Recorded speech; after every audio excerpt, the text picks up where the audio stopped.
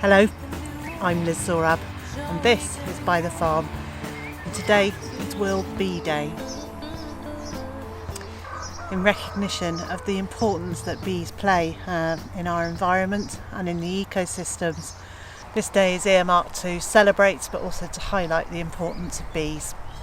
This video is part of a collaboration started by Steve Plum Wine to recognise and to celebrate World Bee Day.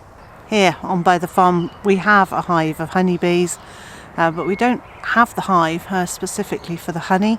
We have it because we wanted to support the bee population locally and also to have them as pollinators for our flowers and our crops.